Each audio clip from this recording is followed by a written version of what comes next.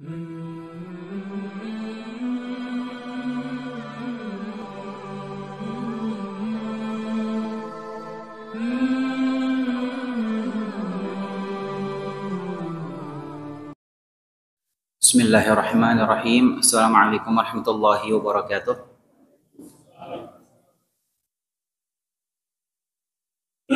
Innal hamdalillah nahmaduhu wa nasta'inuhu wa nastaghfiruh wa na'udzu billahi min shururi anfusina wa sayyiati a'malina.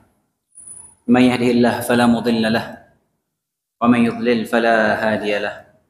Asyhadu an la ilaha illallah wahdahu la syarika lahu wa asyhadu anna Muhammadan 'abduhu wa rasuluh. Sallallahu alaihi wa ala alihi wa sallama tasliman katsira, amma ba'd. Allahumma 'allimna ma yanfa'una wa anfa'na bima 'allamtana wa aslih lana sya'nana kullah wa la takilna ila anfusina tarfata 'ain. Rabbi zidna 'ilman warzuqna fahman. Allahumma arina al-haqqa haqqan warzuqna ittiba'ah wa arina al-batila batila warzuqna ijtinabah. Hadirin rahimani rahimakumullah, kita lanjutkan pembahasan tafsir surat Al-A'la, dan pada pertemuan sebelumnya kita sudah membahas tafsir ayat ke-1 sampai ke-3. Allah Subhanahu wa taala berfirman, "Sabbihisma rabbikal a'la." Sucikanlah nama Rabbmu, nama Tuhanmu yang Maha Tinggi. Alladzi khalaqa fasawwa. Yang menciptakan lalu menyempurnakan ciptaannya. Ayat kedua. Kita tahu bagaimana sempurnanya, bagusnya, seimbangnya, patennya ciptaan Allah Subhanahu wa taala, dengan sangat indah dan menakjubkan, semua pas sesuai kadarnya. Kemudian di ayat ketiga Allah berfirman, "Walladzi qaddara fahada." Yang menentukan kadar masing-masing dan memberikan petunjuk.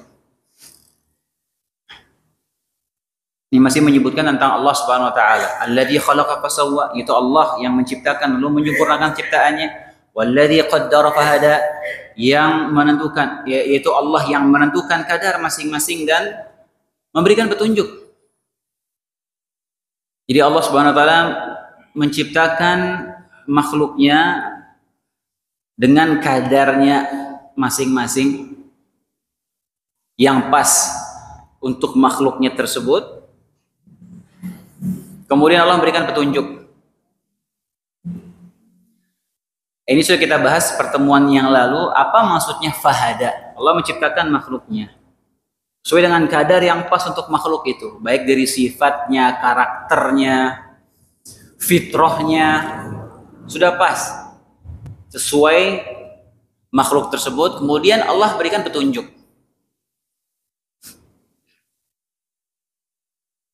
Apa maksudnya fahada? Nah, tafsiran para salaf ya yang sampai kepada kita, itu Allah memberikan petunjuk kepada makhluk-makhluk tersebut, yaitu hidayah kauniyah. Hidayah kauniyah. Ya, di antaranya itu bermakna insting. Ya, bagi hewan-hewan, makhluk-makhluk, dia Allah kasih insting di mana tempat dia mencari makan, di mana dia membela diri, di mana tempat dia hidup, bisa hidup, bertahan hidup. Itu Allah yang memberikan petunjuk kepada mereka. Di antara maknanya hidayah kauniyah bagi makhluk itu, bagaimana Allah SWT menjadikan naluri kepada jantan dan betina, atau kepada laki-laki dan wanita. Ya, bagaimana hewan itu tanpa pakai diajari, dia tahu bagaimana cara mendatangi betinanya. Kemudian juga hewan-hewan baru lahir tahu gimana cara menyusu sama induknya tanpa diajari. Belum bisa melihat tapi dia tahu gimana cara mencari susu. Kemudian dia minum susu dari induknya. Burung ya, bayi burung baru menetas, biasanya dengar suara induknya datang, dia langsung udah mangap begitu. Tahu nih induknya datang bawa makanan, subhanallah. Siapa yang ngajarin itu? Hewan itu kok bisa dia tahu kapan waktunya, dia itu tahu mau dikasih makan. Itulah petunjuk dari Allah Subhanahu wa taala. Demikian juga bayi yang baru lahir ya. nggak bisa apa-apa. Kita mau ajarin apapun ke bayi yang baru lahir tidak akan bisa. Tapi ketika didekatkan ke susu ibunya, dia akan langsung secara otomatis tahu bagaimana cara menghisapnya. Itulah petunjuk yang Allah berikan. Ya subhanallah.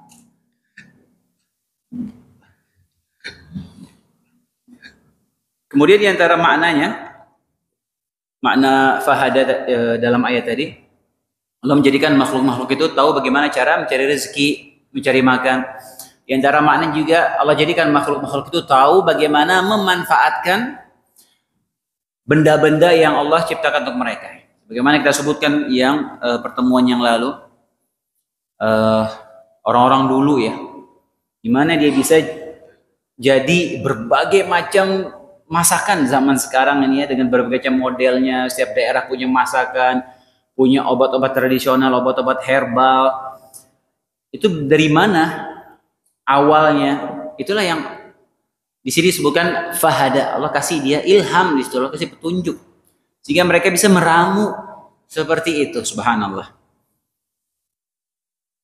Kalau mau dicoba-coba terus ya lama baru jadi ya. Itulah ilham dari Allah Subhanahu wa taala. Kemudian ayat keempat, walladzi akhrajal mar'a, yang menumbuhkan rumput-rumputan, yaitu Allah yang menumbuhkan rerumputan. Allah menumbuhkan tumbuh-tumbuhan, rerumputan dengan berbagai macam modelnya, berbagai macam jenisnya, berbagai macam warna. Faja'alahu ghutha'an ahwa. Ayat kelima Allah sebutkan apa? Lalu Allah menjadikan rumput-rumputan itu menjadi kering dan kehitam-hitaman. Ya. Seakan Allah ngasih isyarat di sini bahwasanya hakikat dunia ya seperti itu. Pertama dia itu hijau, indah dipandang mata, memanjakan mata. Ujung-ujungnya akan menjadi kering, hitam, rusak, sudah musnah habis itu. Begitulah dunia. Kayaknya disebutkan ad-dunya hulwatun khadirah. Dunia itu manis dan hijau. Artinya apa? Ya manusia suka sama dunia. Isinya emang perhiasan-perhiasan yang memanjakan manusia yang sesuai dengan hawa nafsu manusia. Ujung-ujungnya apa? Ujung-ujungnya pasti akan hilang dan binasa. Allah sebutkan innamal hayatud dunya la'ibun wa lahum wa zinatun wa tafakhurun bainakum wa takathurun fil amwali wal aulad. Dunia itu adalah tempat senda gurau, main-main belaka, tempat kalian berbangga-bangga, tempat kalian banyak menyanyikan harta, banyak menyanyikan anak. Kamathali ghaithin a'jabal kuffara nabatuhu thumma yahiju fatarahu musfarra. Seperti hujan yang menjadikan orang-orang, menjadikan manusia itu takjub. Karena hujan tersebut menjadikan tumbuh-tumbuhan itu menjadi hidup, hijau, indah. Fatarahu musfarra thumma yakunu hutama. Kemudian tumbuhan tadi yang hijau, yang indah itu akan jadi menguning, kemudian akan binasa, akan musnah. Seperti itulah kehidupan dunia. Semuanya akan Allah ratakan dengan tanah. Kita takjub melihat gedung-gedung pencakar langit mewah luar biasa ya. Rumah mewah yang kita punya, bangga kita ngelihatnya, Masya Allah. Mobil mewah, bangga manusia melihatnya. Semuanya nanti akan Allah ratakan dengan tanah. Allah berfirman dalam surat Al-Kahfi, Inna ja'alna ma'alal ardi zinatan laha linabluwakum ayyukum ahsanu amala wa inna laja'iluna ma'aliha su'idan juruza. Kami jadikan apa yang ada di atas bumi ini sebagai perhiasan. Emang Allah jadikan itu indah sebagai perhiasan bagi dunia ini, perhiasan dunia. Wa inna laja'iluna ma'aliha su'idan juruza. Allah jadikan itu perhiasan untuk menguji kalian siapa yang bagus amalannya, dan kami akan jadikan semuanya akan hancur binasa rata dengan tanah, semuanya. Demikian juga peringatan kepada kita sebagai manusia, dan kita rasakan perubahan dari fisik kita, dari umur kita sebagai manusia, sebagaimana makhluk-makhluk lain Allah jadikan seperti itu. Makanya Allah ingatkan manusia pun demikian. Allah berfirman dalam surat Ar-Rum, Allahul ladzi khalaqakum min dha'fin. Allah yang menciptakan kalian dalam keadaan dari keadaan kalian lemah, si kecil bayi lemah nggak bisa apa-apa. Tsumma ja'ala min ba'di dha'fin quwwatan. Kemudian dari lemah itu Allah jadikan manusia itu jadi kuat, dewasa, si muda, kuat fisiknya. Tsumma ja'ala min ba'di quwwatin dha'fa wa syaibah. Kemudian Allah jadikan lagi setelah kekuatan itu di masa muda, Allah jadikan lagi dia kembali lemah dan menjadi beruban, menua. Ya gitulah manusia hadirin.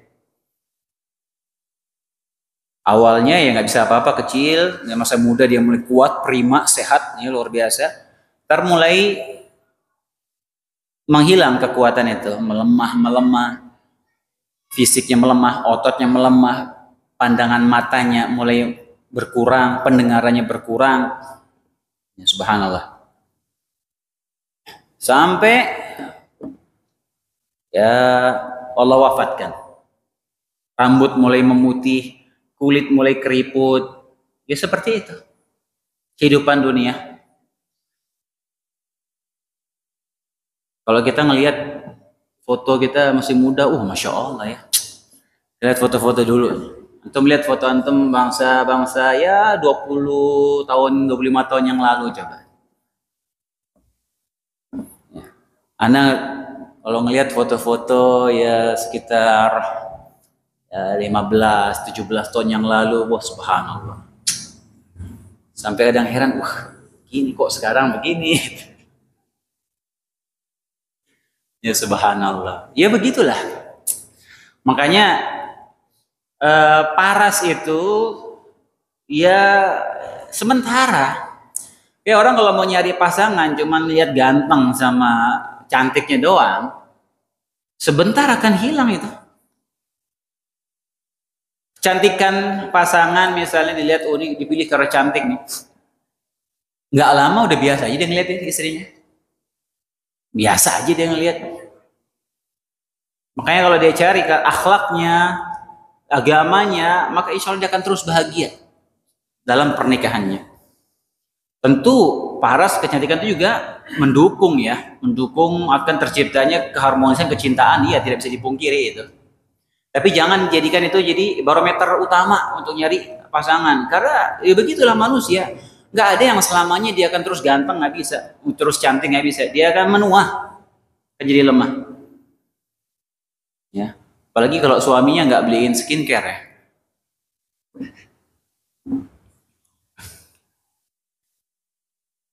Ayat ke-6, sanuqri'uka fala tansa. Allah berfirman, sanuqri'uka fala tansa. Kami akan membacakan Al-Qur'an kepadamu wahai Muhammad sehingga engkau tidak akan lupa.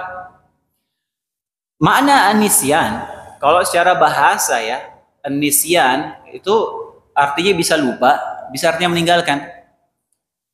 Nasiya yansa dalam bahasa Arab itu bisa artinya lupa, bisa artinya meninggalkan. Maka di sini ada dua pendapat di kalangan para ulama. Sanuqri'uka, kami akan membacakan Al-Quran kepada wahai Muhammad, fala tansa, sehingga kau tidak akan lupa. Ini pendapat pertama.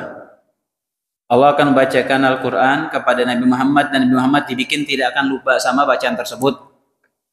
Dan pendapat ini didukung oleh firman Allah Subhanahu wa taala yang lainnya ketika ada dalam surat Al-Qiyamah, ketika malaikat Jibril yang biasa mentalkinkan, mengajarkan Al-Quran kepada Nabi Muhammad SAW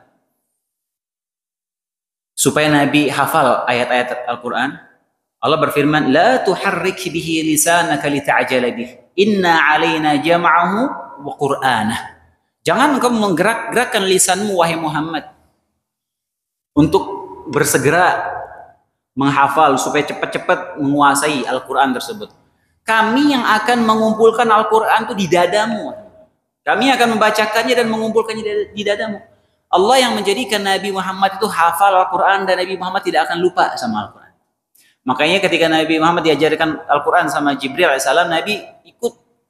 Dibacakan, Nabi ikut menggerakkan lisannya, ngikutin bacaan supaya Nabi cepat hafal, cepat menguasai, ditegur oleh Allah SWT. La tuharrik bihi lisanak. Ta'jal bi, jangan kau gerakkan lisanmu.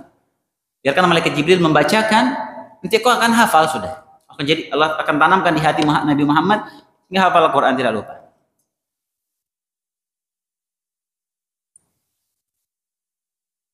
Itu pendapat yang pertama. Pendapat yang kedua, an-nisyan di sini maknanya meninggalkan, tark. Sehingga makna ayat tadi, makna ayat yang tadi, sanuqri'uka fala tansa, itu Allah akan menjagamu dari meninggalkan mengamalkan ayat-ayat Al-Quran. Jadi Nabi dijaga oleh Allah SWT. Nabi akan terus mengamalkan isi Al-Quran. Ini pendapat yang kedua. Illa masya Allah. Nah, ayat ketujuh ini, ya, illa masya Allah innahu ya'lamul jahra ma yakhfa. Itu satu ayat ya hadirin ya. Jangan dikira illa masya Allah itu ayat sendiri. Illa masya Allah innahu ya'lamul jahra ma yakhfa. Itu satu ayat, ayat ketujuh.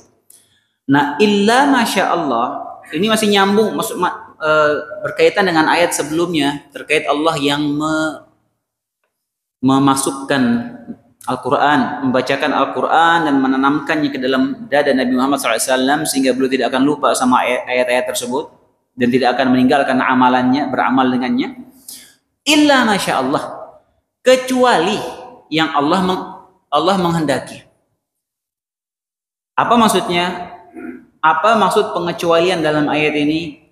Yaitu dikecualikan ayat-ayat yang Allah mansuhkan. Ayat-ayat yang Allah mansuhkan dari Al-Quran itu bisa jadi Allah jadikan Nabi Muhammad lupa sama ayat itu. Atau ditinggalkan, tidak lagi diamalkan. Karena dalam Al-Quran itu hadirin ada ayat-ayat yang dimansuhkan hukumnya, dimansuhkan amalannya beramal dengan ayat itu. Ada yang benar-benar ayatnya dimansuhkan sudah hilang, ada lagi di Al-Quran, ada. Dan itu terjadi jelas ketika masih dalam fase kenabian, fase wahyu.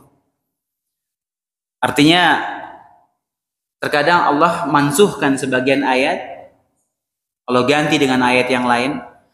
Atau ayatnya tetap ada dalam Al-Quran, tapi sudah tidak bisa diamalkan lagi, ayat itu hukumnya sudah nggak berlaku. Contoh ayat Al-Quran yang sudah dihilangkan dari Al-Quran, sudah nggak ada lagi. Sebutkan dalam kitab-kitab para ulama. Di antaranya ada di surat Al-Ahzab, dulu pernah ada.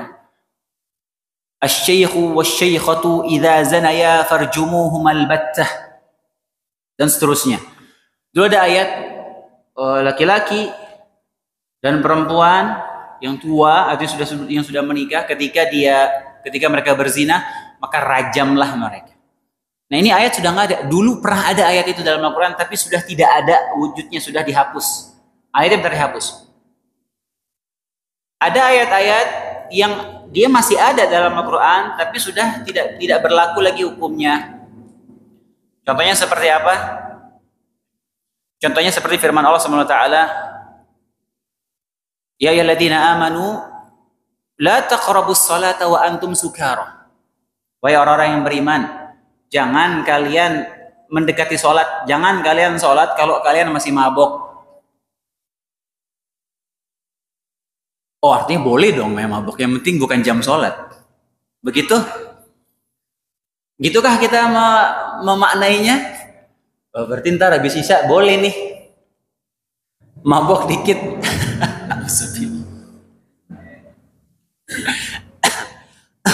Ya, ada itu ayat, masih ada dalam Al-Quran. Apakah masih berlaku hukumnya? Jawabannya tidak. Karena itu salah satu ayat dari fase pengharaman khamr ya, karena khamr itu diharamkan bertahap, nggak sekaligus. Di antara ayat-ayat yang awal-awal yang mulai ada sinyal kode bahwasanya khamr itu akan diharamkan, firman Allah Subhanahu wa taala, yas'alunaka 'anil khamri wal maisir qul fihima itsmun kabirun wa manafi'u lin-nas wa itsmuhuma akbaru min naf'ihima. Mereka bertanya kepada engkau wahai Muhammad tentang judi dan khamr. Katakanlah judi dan khamr itu ada manfaatnya bagi manusia Ada judi dan khamar itu besar mudaratnya dan juga ada manfaatnya bagi manusia. Tapi dosanya lebih besar daripada manfaatnya. Judi ada manfaatnya enggak? Ada manfaatnya. Allah sebutkan ada manfaatnya. Orang bisa kaya mendadak judi. Menang dapat duit banyak kan tuh. Auzubillah. Khamar ada manfaatnya? Ada. Ya orang jual beli khamar, di bisnis jual beli khamar, penghasilan buatnya. Tapi kata Allah dosanya lebih besar daripada manfaatnya. Itu fase-fase awal pengharaman khamar. Kemudian juga ayat tadi, jangan mendekati sholat kalau kalian masih mabuk. Karena ayat itu turun, sahabat dulu masih khamar belum diharamkan. Di Madinah dulu para sahabat tuh sebagian masih minum khamar karena belum diharamkan dulu. Hingga sebagian sholat bacaannya ngelantur. Turun ayat itu. Sampai ayat yang terakhir mengharamkan khamar. Innamal khamru wal maisir wal ansabu wal azlamu rijzun min amali syaitan fajtanibuh la'allakum tuflihun. Innama yuridu syaitan an yuqi'a bainakumul adawatu wal baghdha'u fil khamri wal maisir wa yasuddukum an dzikrillahi wa 'anis shalah wa fahal antum muntahun. Nah, ayat ini, dua ayat tadi itulah terakhir. Ayat final, putusan final bahwa khamar sudah diharamkan, maka para sahabat pun semua langsung menumpahkan, memecahkan kendi-kendi khamar mereka di Madinah ketika itu. Apa dalilnya? Bahwasanya ada ayat-ayat Al-Quran yang dimansuhkan. Di antara firman Allah SWT, "Ma nansakh min ayatin aw nunsiha na'ti bi khairin minha aw mithliha." Ayat-ayat manapun yang kami hapuskan atau yang kami lupakan, dijadikan Nabi Muhammad lupa, maka kami akan datangkan ayat penggantinya yang lebih baik dari itu. Dalam ayat yang berfirman, wa idza baddalna ayatan makana ayatin. Dan ketika kami mengganti ayat di tempat ayat yang lainnya. Artinya ada ayat-ayat yang terhapus. Ingat, ini berlaku ketika Nabi SAW masih hidup. Setelah Al-Quran sempurna, wahyu sempurna, syariat sempurna, maka tidak akan mungkin ada perubahan dalam Al-Quran, mustahil, karena Allah yang menjamin penjagaannya. Gak akan ada yang bisa merubah Al-Quran. Antum merubah harokat pun sudah nggak bisa, apalagi merubah satu huruf, apalagi merubah satu ayat. Mustahil. Coba aja. Gak akan ada bisa. Antum buat cetak Al-Quran yang sangat mirip dengan Quran yang ada, rubah satu harokat, antum sisipkan di masjid, mana coba? Pasti ketahuan.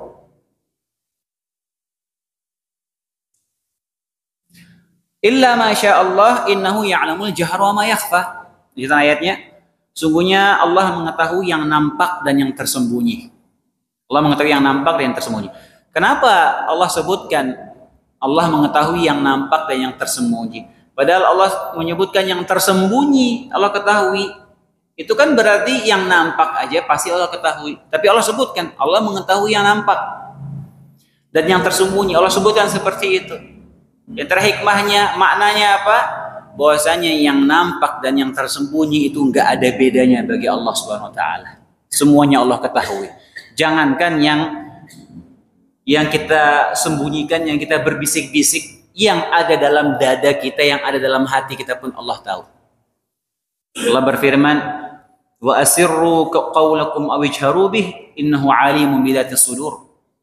Rahasiakanlah perkataan-perkataan kalian atau nampakkanlah. Sungguhnya Allah mengetahui apa yang ada dalam dada kalian, Allah tahu. Dalam ayat Allah berfirman, "Wa'lamu annallaha ya'lamu ma fi anfusikum fahdharuh." Ketahuilah bahwasanya Allah tahu apa yang ada dalam dada kalian, dalam hati kalian, dalam jiwa kalian. Allah tahu, maka hati-hatilah kalian. Peringatan dari Allah Subhanahu wa taala supaya kita ini tidak hanya waspada pada amaliyah zahir kita, tidak cuma waspada pada ucapan lisan kita, pada perbuatan tangan dan kaki kita, tapi kita juga wajib waspada dengan apa yang ada dalam dada kita, dalam hati kita yang kita sembunyikan. Hati-hati. Jangan kira ketika antum suuzon sama orang lain, hasad sama orang lain, Allah nggak tahu gitu. Allah tahu. Ketika hati antum merasa lebih tinggi dari orang lain, merasa merendahkan orang lain dalam hati antum, merasa lebih mulia dari orang lain, Allah tahu. Ya, maka hati-hati. Ketika ada kesombongan dalam hati kita, Allah tahu. Fahdharu, kata Allah, hati-hati. Allah tahu apa yang ada dalam dada kalian. Kita jangan cuma memperhatikan amalan zahir, hati perhatikan. Jangan ada kotoran-kotoran, sampah-sampah dalam hati kita biarkan, kita nggak membersihkan, kita nggak berusaha membersihkannya. Hati-hati hadirin. Karena justru hati inilah yang sumber motor penggerak kita. Yang ngasih instruksi ke anggota tubuh ya hati kita ini. Kalau hati kita biarkan busuk, banyak kotoran, banyak penyakit di situ, ya jangan heran kalau amalan zahir kita juga jadi rusak, jadi buruk. Orang kalau dia punya lisannya itu buruk, biasa nih lisannya itu buruk, yang keluar dari lisan itu hal-hal yang buruk, itu pasti karena hatinya berpenyakit itu. Pasti sudah, nggak mungkin tidak. Karena kata ya, para ulama, lisan ini ibaratnya ciduk ya, ciduk. Dia menyiduk apa yang ada dalam hati. Hati itu sebagai wadahnya, pancinya. Nah lidah ini sebagai ciduk, dia nyiduk apa yang dalam hati itu yang keluar. Yang keluar dari lisannya apa yang ada dalam hatinya. Kalau orang lisannya ini sih buruk, semua yang keluar dari lisannya itu tanda hatinya itu buruk, banyak penyakit dalam hatinya. Wal'iyadzubillah. Maka jangan kita hanya perhatikan zahir saja, hati dulu perhatikan. Perhatikan isi dalam hati kita, berusaha membersihkan hati dan jiwa kita. Wa nuyassiruka lil yusra, ayat 8, wa nuyassiruka lil yusra, dan kami akan memudahkan bagimu jalan kemudahan, dan kami akan memudahkan bagimu ke jalan kemudahan, yaitu kami akan memudahkan bagimu wahai Muhammad untuk mengamalkan kebaikan. Pendapat lain, kami akan memudahkanmu wahai Muhammad atau membimbingmu untuk menjalankan syariat yang mudah ini. Karena syariat Islam itu syariat yang mudah hadirin. Syariat Islam, syariat Nabi Muhammad SAW adalah syariat yang mudah, ringan, tidak memberatkan. Kalau kita bandingkan dengan syariat umat-umat atau nabi-nabi terdahulu, berat. Syariat Islam mudah. Makanya antum lihat orang Yahudi. Antum kalau mau bandingkan halal haramnya kita sama orang Yahudi, kita nih kalau kita lihat ya, apalagi dalam fikih muamalah itu ya, banyak transaksi zaman sekarang tuh yang ada unsur keharaman di situ. Detail, oh ini nggak boleh, ini haram. Seakan-akan banyak sekali yang haram dalam syariat kita ini. Ya makanan-makanan juga nggak boleh itu. Antum bandingkan sama syariatnya orang Yahudi, jauh lebih ketat dari kita. Masalah halal haram, apalagi masalah makanan, orang Yahudi jauh lebih ketat dari kita. Mereka sangat berat, syariatnya ketat sekali Yahudi. Makanya kita ringan, syariat kita ringan. Allah berfirman, fattaqullaha mastata'tum, bertakwalah kepada Allah semampu kalian. Maka dalam salat Nabi bersabda, sholli qa'iman, salatlah dalam keadaan berdiri. Fa illam tastati' fa qa'idan. Kalau enggak bisa berdiri, ya duduk. Fa illam tastati' fa 'ala jamb. Enggak bisa salat duduk, ya tiduran salat, enggak masalah, enggak dipaksa. Semampunya. Haji berangkat, ya bagi yang mampu, enggak mampu, ya enggak wajib haji. Ya mudah syariat kita. Enggak seperti umat terdahulu ya, berat ya. Kita di umat kita, syariat kita, syariat Nabi Muhammad SAW, ketika kita berbuat dosa maksiat, kita ingin kembali kepada Allah, bertaubat, tinggal bertaubat. Ya, sesali perbuatan tersebut, berhenti dari dosa tersebut, bertekad untuk tidak kembali, beristighfar, minta ampun, mohon taubat dan ampunan dari Allah Subhanahu wa taala, sudah. Insya Allah ampuni asal terpenuhi syarat-syarat taubatnya. Tapi umatnya Nabi Musa dulu kalau mau taubat suruh bunuh diri ya dia. Kita kalau pakaian kita kena najis, tinggal dicuci, hilang najisnya. Kalau syariatnya umatnya Nabi Musa, suruh potong itu bagian yang kena najis, digunting, dibuang. Berat syariatnya. Makanya syariat kita syariat yang mudah ya. Nah syariat kini sudah Allah jadikan mudah bagi manusia, mudah diamalkan, jangan dipersulit. Justru manusia itu yang terkadang mempersulit syariat itu. Buat aturan yang tidak pernah Allah ajarkan sehingga mempersulit ya. Mau bikin acara, mau walimah, cek primbon dulu.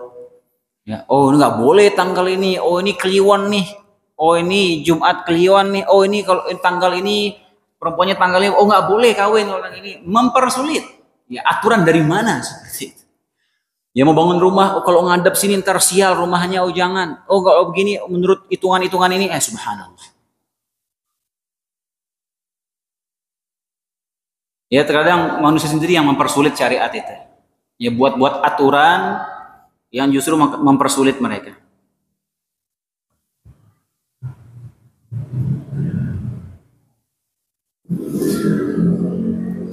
Fadzakir in nafa'atiz dzikra.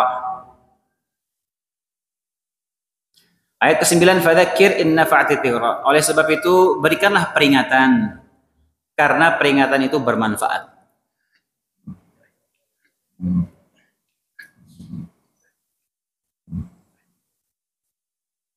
Kalau kita artikan secara tekstual ayat ini ya, berikanlah peringatan jika peringatan itu bermanfaat.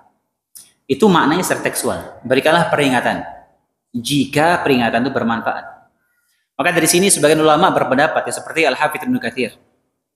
Dia berpendapat ya berdasarkan athar dari Ali bin Abi Thalib bahwasanya tidak semua orang itu kita kasih peringatan.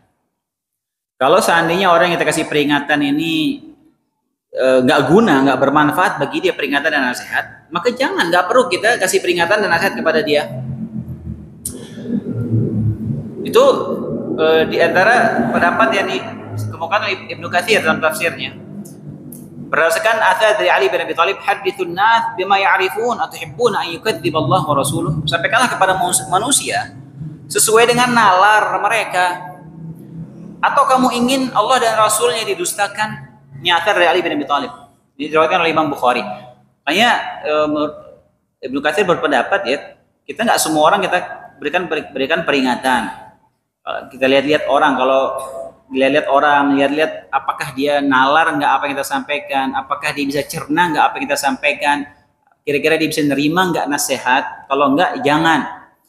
Contoh sederhana ya, ini pendapat ya, ada pendapat kedua yang kita sebutkan. Sebagian saudara-saudara kita dari orang-orang, mungkin antum tahu lah, sering antum lihat orang-orang jamaah tabligh.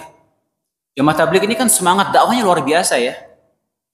Sana keliling sampai ke rumah-rumah, dia ngetoko, keliling ke luar negeri, kampung-kampung. Dia mendakwahkan orang sampai di tempat-tempat wisata ya, tempat-tempat yang banyak orang-orang bulinya ya, benar-benar buli-buli lagi pada mabok ya, disamperin sama mereka. Diceramahin. Belum tentu dia ngerti nih orang ngomong apa. Ya, yang penting dia terkadang kondisi seperti itu kita lihat-lihat dong. Kita lihat-lihat, dia lagi mabuk loh, lagi ini bule lagi orang luar datang didakwahin, diceramahin.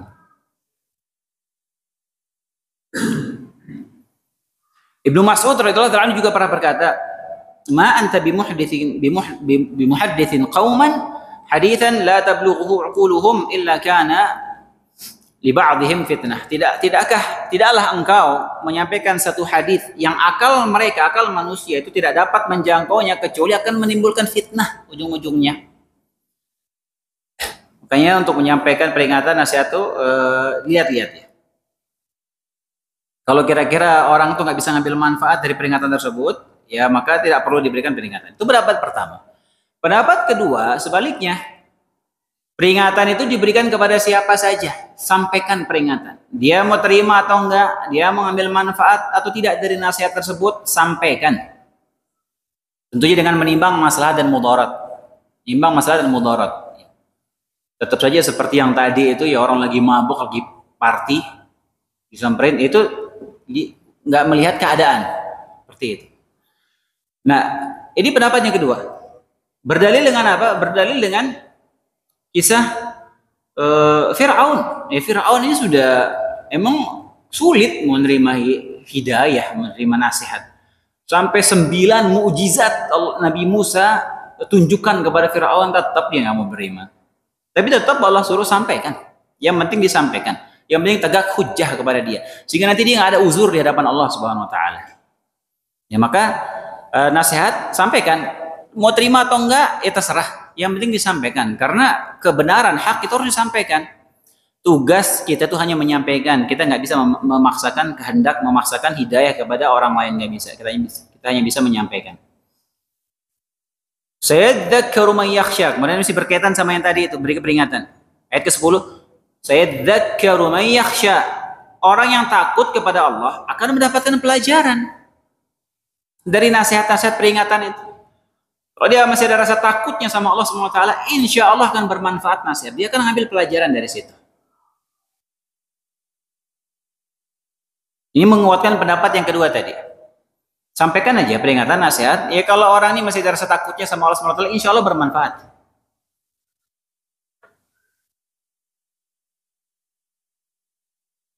Makanya orang yang beriman ya, subhanallah. Orang kalau masih bagus keimanan dalam hatinya, walaupun dia bermaksiat ya, insya Allah tuh akan tetap ada rasa takutnya kepada Allah Subhanahu Wa Taala. Akan tetap ada rasa penyesalan dalam hati ketika dia bermaksiat. Itu tanda Allah masih amankan iman dalam hatinya. Dan suatu saat orang seperti ini, suatu saat dia akan kembali kepada Allah Subhanahu Wa Taala. Berbeda kalau sudah nggak ada rasa takutnya kepada Allah ketika dia bermaksiat, nggak ada rasa takutnya, nggak ada rasa penyesalannya, bahaya seperti itu, hati-hati. Makanya dikisahkan ya, ada salah seorang mahasiswa dulu di kampus kami di Madinah. Dia orang Thailand atau Filipina, kok nggak salahnya, lupa. Dia dulu mu'alaf, dia masih kafir. Ketika itu ada anak-anak muda, orang-orang Saudi, anak muda pergi ke sana, Thailand nggak salah. Thailand, anak-anak muda ke Thailand, orang-orang Saudi ini senang-senang di situ, pesta mereka, mabuk-mabukan di situ. Ditemenin sama guide-nya. Nah, guide-nya si anak muda ini masih kafir deh ketika itu. Ditemenin. Ini tamu orang-orang Saudi, dia penunjuk jalannya jadi guide-nya. Pengen dia pesta-pesta mabuk-mabukan, ditemenin dia pada mabuk nih ke klub. Orang Saudi berapa orang sama sih anak muda orang Thailand ini lagi mabok. Terus tiba-tiba lagi pada mabok nih, Saudi bilang ke kawan-kawannya, udah insya Allah akan ampuni dosa-dosa kita semua ya, kan mereka ketawa-ketawa. Bilang begitu dia, insya Allah akan ampuni dosa-dosa kita ini gitu. Soalnya kita Allah Maha Pengampun, dia bilang. Terus si yang orang Thailand ini nyeletuk juga, ya semoga saya juga diampuni. Oh enggak, kalau kamu, katanya. Kamu kafir asli soalnya. Kalau kita mukmin, ahlu tauhid, insya Allah Allah ampuni, kita masuk surga. Kalau kamu kafir asli, nggak bakal diampuni, masuk neraka. Kaget dia dengar ucapan seperti itu. Loh kok gitu? Akhirnya pas sudah sadar, dia pelajari itu, dia cari tahu kenapa kok saya dibilang nggak diampuni, dia cari tahu. Akhirnya masuk Islam dia. Masuk Islam dapat hidayah gara-gara celutukan orang lagi mabuk itu. Ya subhanallah. Itu tadi dia lagi mabuk nih, tapi dia masih ingat tuh, ya Allah insya Allah akan ampuni saya. Itu masih ada tuh keimanan, bibit-bibit keimanan, sisa keimanan dalam hatinya. Alhamdulillah, itu sinyal dari Allah SWT. Kalau sudah hilang, nggak ada ingat Allah, nggak ada rasa takutnya, mengerikan hadirin. Na'udzubillah. Hati-hati. Ya makanya orang terutama jaga sholat. Ketika orang ini dia masih tetap dia jaga sholatnya gimana pun cara, walaupun mungkin dia masih terkadang terjerumus digelincirkan oleh syaitan berbuat maksiat, selama dia masih menjaga sholatnya, insya Allah orang seperti ini dia akan tetap kembali kepada Allah Subhanahu Wa Taala. Wa yatajannabuhal ashqa, dan orang-orang yang celaka akan menjauhinya. Misalnya orang di sini maksudnya orang-orang kafir ya. Orang yang takut kepada Allah akan mendapatkan pelajaran dari peringatan itu. Tapi orang-orang yang celaka akan menjauh dari peringatan tersebut. Dan inilah karakteristik penghuni neraka yang seperti ini. Kalau dikasih peringatan, bukannya nerima peringatan, bukan terima nasihat, malah menjauh, lari, gak suka dengar nasihat, benci dengar nasihat. Nggak panas dia gelisah kalau duduk di majelis ilmu. Apalagi orang-orang yang tidak beriman. Makanya Nabi Nuh alaihissalam berdakwah lama sekali, 950 tahun. Allah ceritakan, qala rabbi inni da'awtu qaumi lailan wa nahara. Ya Allah, aku mendakwahkan kaumku ini siang malam. 950 tahun siang malam, hadirin. Selama 950 tahun. Falam yazidhum du'ai illa firara. Dan tidaklah menambah kepada mereka dari dakwahku itu kecuali justru mereka kabur, melarikan diri dari kebenaran. Ya, luar biasa sabarnya Nabi Nuh alaihissalam. Alladhi yaslan nar al-kubra, sayadzakkaru man yakhsha wa yatajannabuha al-ashqa. Orang-orang yang celaka menjauh dari peringatan tersebut. Alladhi yaslan nar al-kubra, yaitu orang-orang yang masuk ke dalam api yang besar. An-nar al-kubra, api yang besar. Kenapa disebut api yang besar? Apakah ada api yang kecil? Para ulama menyebutkan iya. Maksudnya apa? Maksudnya api yang kecil itu azab kubur. Api yang besar itu maksudnya azab neraka. Jadi ketika dia di neraka, di dalam kubur dapat azab yang kecil. Api yang kecil walaupun itu menyakitkan, tapi ketika dimasukkan ke neraka itu jauh lebih besar azabnya. Itu pendapat. Pendapat lainnya maksudnya apa? Adakah api yang kecil? Maksudnya api yang kecil an-nar al-kubra sama an-nar ya as-sughra. Maksudnya an-nar al-kubra itu untuk orang-orang yang tidak beriman, orang kafir. Adapun untuk orang-orang yang beriman, mukmin yang akan masuk neraka dulu, transit di neraka dulu nanti wa'iyadzubillah, tidak sama azabnya ya. Lebih ringan karena sebagaimana surga, neraka itu juga bertingkat-tingkat. Tidak sama azabnya orang beriman yang nanti akan masuk neraka dengan azabnya orang kafir yang di dalam neraka. Tidak sama. Itu pendapat yang lainnya. Tsumma la yamutu fiha wa la yahya. Ayat ke-13. Selanjutnya dia di sana, penghuni neraka itu, orang-orang kufar, orang yang tidak beriman kepada Allah, di dalam neraka tidak mati dan tidak hidup. Apa maksudnya nggak mati nggak hidup? Dia benar-benar nggak mati, hadir. Karena emang sudah tidak ada lagi kematian nanti di situ. Dia akan hidup terus. Dia akan terus diazab non-stop tanpa henti selamanya abadal abad, selamanya tanpa mati sekalipun. Dan juga tidak hidup. Maksudnya apa? Dia tidak hidup dengan hidup yang normal. Artinya dia hidup tapi hidupnya penuh dengan penderitaan azab. Jadi azab neraka itu ketika orang itu diazab itu dia nggak mati aja. Makanya penghuni neraka itu kan disebutkan dijadikan besar tubuhnya besar. Sampai disebutkan penghuni neraka itu gigi gerahamnya segede gunung Uhud. Jadikan besar tubuhnya kenapa? Supaya azab neraka itu bisa membakar sampai ke dalam sel-sel tubuhnya. Alladzi tattali'u 'alal afidah, api neraka itu akan membakar sampai hati jantungnya kebakar. Jantungnya, mungkin organ tubuhnya, usus-ususnya, tulang-tulangnya, sampai sel-sel tubuhnya semuanya kebakar, sampai otaknya kebakar dalam keadaan hidup. Wa'iyadzubillah.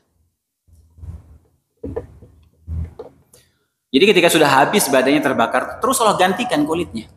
Kalau sebutkan kullama nadijat juluduhum baddalnahum juludan ghairaha liyadhuqul 'adzab. Setiap kali matang kulitnya Allah gantikan kulit yang baru lagi supaya mereka terus merasakan azab. Wal iyad billah.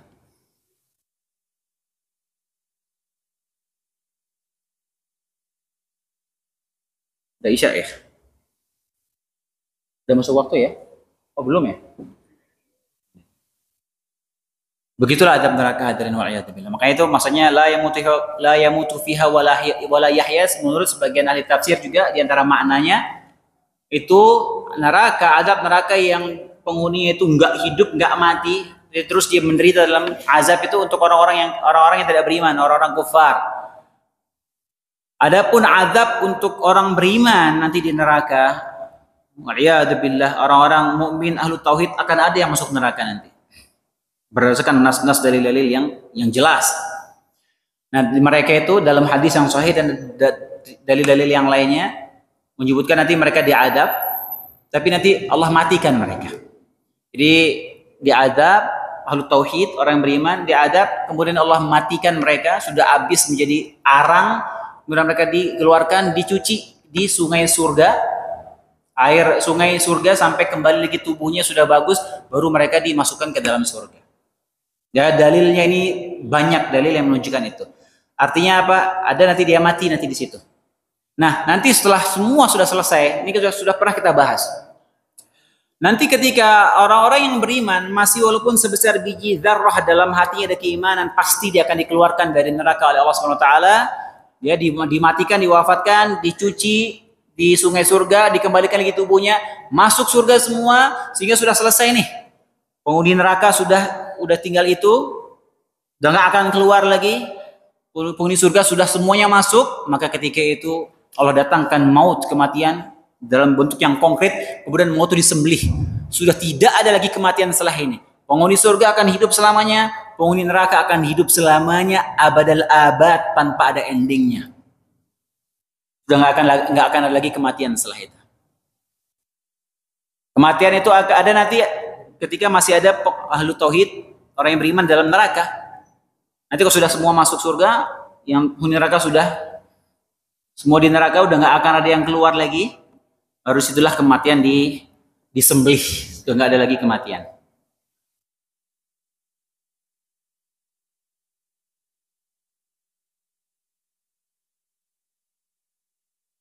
Taib hadirin dan hadirat azanillahu wa iyyakum.